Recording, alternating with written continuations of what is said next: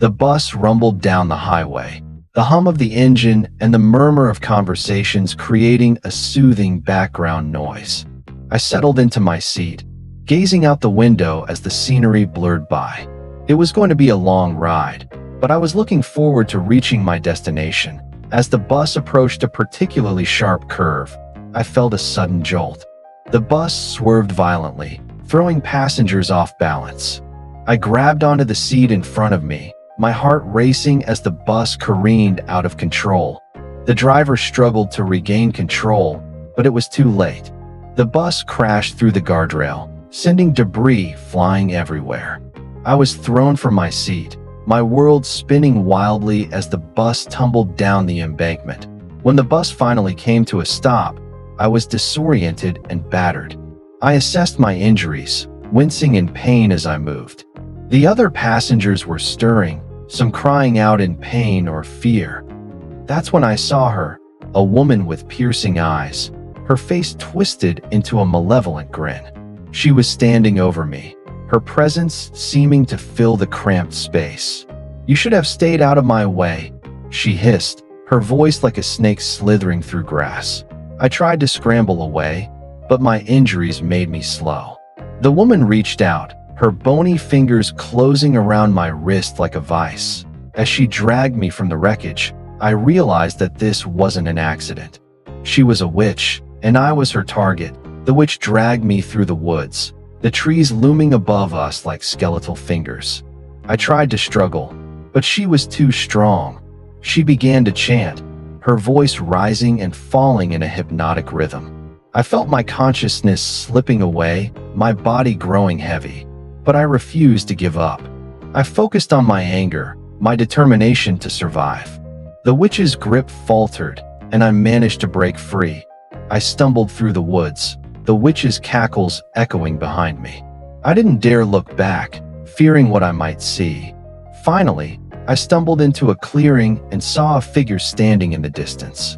It was a woman, her eyes kind and concerned. "Help me," I begged, stumbling towards her. But as I reached her, I realized that she was the witch. Her grin returned, and she reached out to claim me. "You shouldn't have tried to escape," she spat. But I looked up at her, my eyes blazing with determination.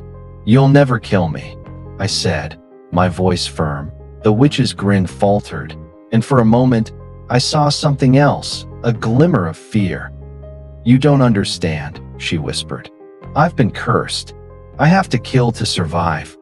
I looked at her, my heart heavy with compassion. "Why?" I asked, my voice soft. The witch's eyes dropped, and she began to speak, her voice barely above a whisper. She told me of her life, of the curse that had been placed upon her. She spoke of the weight of her crimes, of the guilt that haunted her. As she spoke, I felt a strange sense of peace wash over me. The witch's grip on me relaxed, and I knew that she wouldn't harm me. When she finished speaking, the curse was broken. The witch looked up at me, her eyes filled with tears. "Thank you," she whispered. And in that moment, I knew that I had been given a rare gift, the chance to show compassion to one who had shown me only malice. The witch vanished into the trees, leaving me shaken but alive. As I stumbled back to civilization, I realized that sometimes the most powerful magic is the power of forgiveness and compassion. And I knew that I would never forget the witch on the highway, the one who had tried to kill me, but ultimately found redemption through confession. During my university days, I was approached by a group of students who seemed friendly and charismatic. They invited me to join their study group, promising that it would help me excel academically and provide a sense of community. At first, I was hesitant, but they persisted, and I eventually agreed to attend one of their meetings. As I attended more meetings, I began to notice that something wasn't quite right.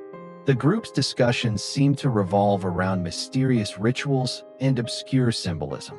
They spoke of higher knowledge and enlightenment, but their tone was often cryptic and unsettling. Despite my growing unease, I found myself drawn to the group's promises of power and exclusivity. They seemed to offer a sense of belonging and purpose that I hadn't found elsewhere. I began to feel like I was part of something special, something that would set me apart from my peers. But as the meetings progressed, I started to feel a creeping sense of dread. The group's leader, a charismatic figure with an unnerving gaze, would often speak of the initiation that awaited new members. He described it as a transformative experience that would unlock my true potential, but his words sent shivers down my spine. One night, as I was walking home from a meeting, I felt a sudden sense of clarity. I realized that this group wasn't what it seemed. It was a cult, and I was in grave danger. I knew I had to escape, but I didn't know how. That's when I turned to my faith, praying for guidance and protection.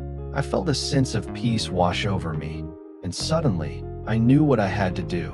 The next day, I attended a meeting, pretending to be enthusiastic about the group's activities. But as the leader began to speak about the initiation ritual, I knew it was time to make my move.